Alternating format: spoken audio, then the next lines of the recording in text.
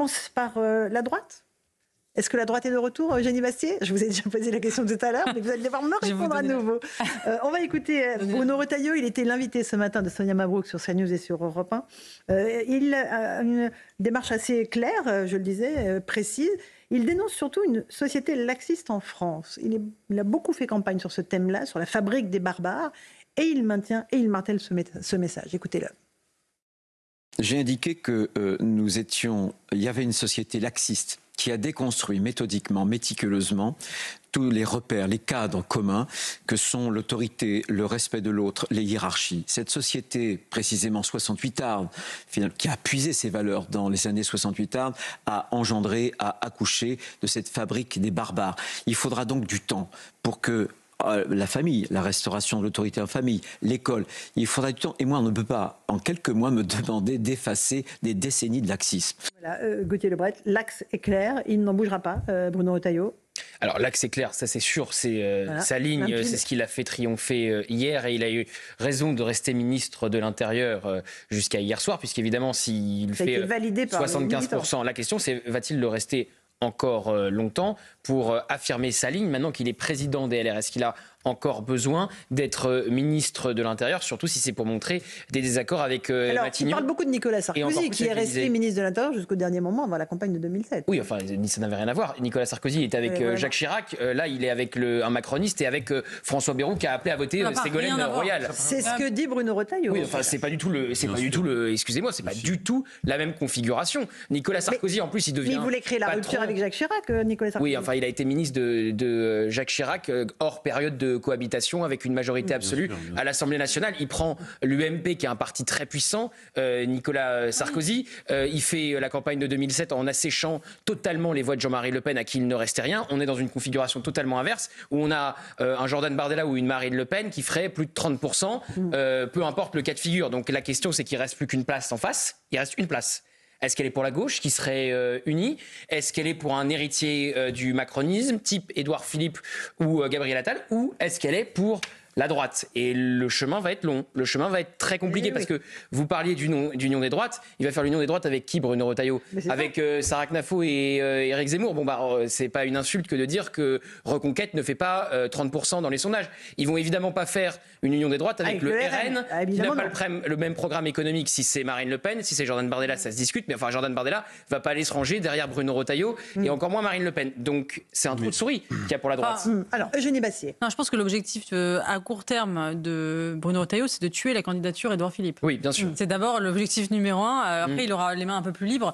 Mais là, dans les semaines qui précédaient, il y avait cette rumeur d'un ralliement de Bruno Retailleau à Édouard Philippe. Ce qui doit imposer dans le débat, à mon avis, Bruno Retailleau, c'est un ralliement d'Édouard Philippe à Bruno Retailleau. C'est-à-dire que lui-même s'efface. On verra s'il y arrivera. Mais je pense que son enjeu principal dans les semaines qui viennent à droite, c'est de tuer ce rival qui effectivement le gêne dans sa configuration. Ensuite, la droite est de retour. Oui, on entend beaucoup ça. On a beaucoup entendu ça ces dernières années. Les électeurs de droite y ont cru à plusieurs reprises. Ils y ont cru avec François Fillon, évidemment, en 2017. Ils y ont cru avec François-Xavier Bellamy. Ils y ont cru avec Valérie Pécresse. Ils ont cru avec Michel Barnier. Bon, ça fait beaucoup de déceptions au compteur. Donc, je pense que l'électorat de droite est quand même prudent sur ce sujet, même s'il a toujours envie de croire à une candidature qui pourrait faire échapper à la tenaille du macronisme et du lepénisme qui, depuis 10 ans maintenant, tient notre pays. Les partis traditionnels. Mais voilà, le chemin est semé d'embûches, évidemment. C'est l'épreuve du feu. Louis de Raguel. Mais ce qui est vrai, c'est que le défi pour Bruno Retailleau est gigantesque. Parce qu'il va falloir qu'il y a deux mastodontes aujourd'hui. Même quoi qu'on pense d'Édouard Philippe, il est très haut dans les sondages. Et que ce soit Jordan Bardella ou Marine Le Pen, ils sont aussi très hauts dans les sondages. Mais il a un avantage, et c'est peut-être la nuance que j'ai avec Gauthier Lebret, c'est que les deux n'ont qu'un seul objectif, c'est de rester à peu près avec le potentiel électoral qu'ils ont aujourd'hui. Sauf que lui, Bruno Retailleau, part de beaucoup plus loin. Il est à 10% à peu près de potentiel électoral. Et donc, son objectif, ça va être d'aller casser un peu les genoux ou les chevilles, à la fois du côté du RN et du côté d'Édouard Philippe. Alors, donc ça, c'est tout son défi. Est-ce qu'il y arrivera? Ça, on le verra. Mais il reste... L'élection présidentielle, elle est à la fois demain et en même temps, il lui reste aussi du temps. Et ce qui va être extrêmement important, même déterminant pour Bruno Retailleau, c'est le moment où il va devoir ménager, gérer sa sortie du gouvernement. Il ne pourra pas rester jusqu'en 2027, 4 semaines avant l'élection présidentielle. Et là, je suis d'accord avec Gauthier Lebret, mais il est obligé de montrer un projet de rupture, mais de rupture contre le macronisme. C'est-à-dire que Nicolas Sarkozy, quand il fait son projet de rupture, c'est plus par rapport au roi fainéant, c'est-à-dire qu'il se passait quasiment plus rien avec Jacques Chirac. Donc c'était une expression Nicolas qu'il avait employée. Avait créé, c'était du dynamisme, il avait revu un peu le logiciel de la droite, il avait réactualisé, rafraîchi, et c'est ça qui a créé la dynamique de Nicolas Sarkozy. Donc là, Bruno Retailleau n'est pas du tout dans la même situation, mais à un moment donné, il va être obligé de marquer sa grande différence fondamentale avec Emmanuel Macron. Pourquoi ? Parce que déjà, son socle, les Républicains, globalement, il fallait être courageux pendant 7 ans là, pour rester LR. Et d'ailleurs, les Républicains, il suffisait de voir la dernière élection présidentielle, Valérie Pécresse a fait un très mauvais score. Donc ce sont des gens qui, globalement, politiquement, détestent Emmanuel Macron, et vous ne pouvez pas les perdre, ces gens-là. Donc voilà, alors, c'est ça qui est très important pour Bruno Retailleau. Joseph. Je trouve que c'est très intéressant parce que Bruno Retailleau, c'est une ascension fulgurante. Enfin, il y a quelques mois, pour l'ensemble des Français, ce n'était pas quelqu'un de très connu. Et c'est vrai que, le ministère de l'Intérieur, maintenant, la tête de ce parti, ça change les cartes au sein du gouvernement, non seulement par rapport à Emmanuel Macron, mais aussi par rapport au Premier ministre. C'est-à-dire qu'en termes de code de popularité, comme quoi c'est la preuve que lorsque l'on a des idées, de la conviction, et j'ai le sentiment, moi, qui parle en étant incarné et habité, en fait, de sa politique, ça fonctionne. Alors, Joseph, vous êtes Moi, je pense que l'élection de Bruno Retailleau, d'abord, nous apprend la modestie. Pourquoi ? Parce que, en fait, je me rappelle que lorsque Bruno Retailleau a été défait par Éric Ciotti, je vois, y compris évidemment, peut-être pas ici maintenant, mais sur ce plateau, en disant de toute façon, Retailleau, c'est la vieille droite, on le range et puis c'est terminé. Et puis de toute façon, j'ai entendu évidemment en permanence, je me suis opposé à ça, la droite est morte, la droite est morte. Sauf que, quand vous êtes journaliste politique aussi, vous vous intéressez aux partiels. Et les partiels montrent, je suis désolé, que les élections législatives c'est beaucoup plus compliqué que ça. Voilà. Alors évidemment, il y a parfois des alliances tactiques entre les macronismes et je te passe cette circonscription, je t'en passe une autre et tout. Mais objectivement, là, le groupe LR est aujourd'hui plus nombreux qu'il ne l'était il y a quelques mois. Tout simplement. Donc ça, c'est un élément important.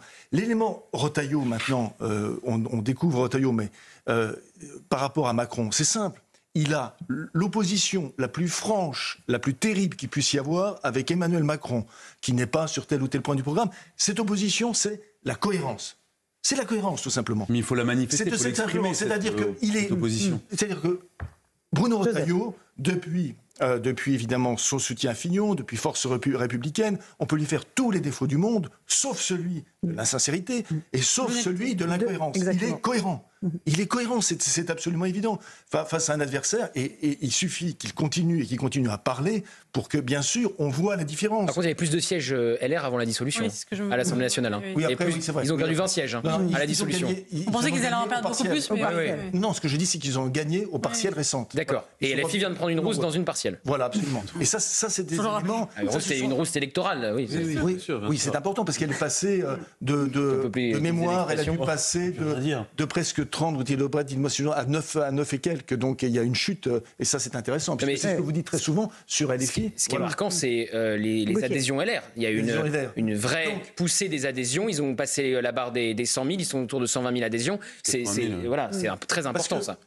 La droite, elle est jamais morte. C'est-à-dire que on a bien commenté ici les municipales, mais on ne voulait pas vraiment commenter les municipales. On disait, voilà, il y a tel ou tel point qui est spectaculaire, c'est vrai, l'arrivée des écologistes et autres. Mais si on regardait quand même de près, le maillage électoral des LR est extrêmement fort.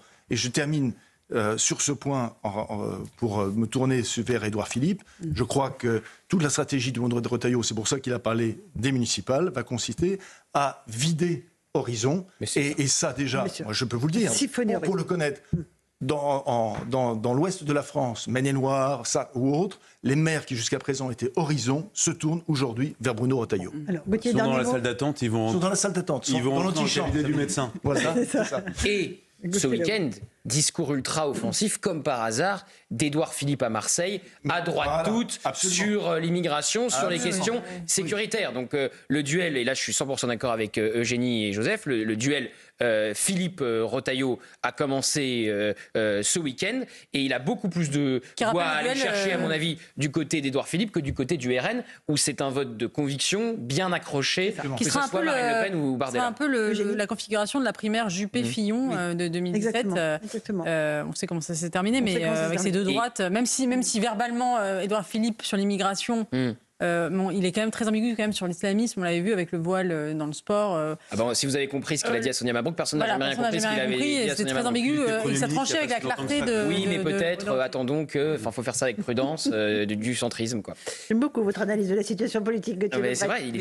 C'est des sujets où il est moins franc que Bruno Retailleau, qui est très clair sur ces questions de laïcité, de lutte contre l'islamisme et sur les questions sécuritaires. Et voir le discours d'Édouard Philippe aussi franc sur ces questions-là à quelques heures de la victoire de Bruno Retailleau, évidemment, politiquement, c'est intéressant. C'est savoureux.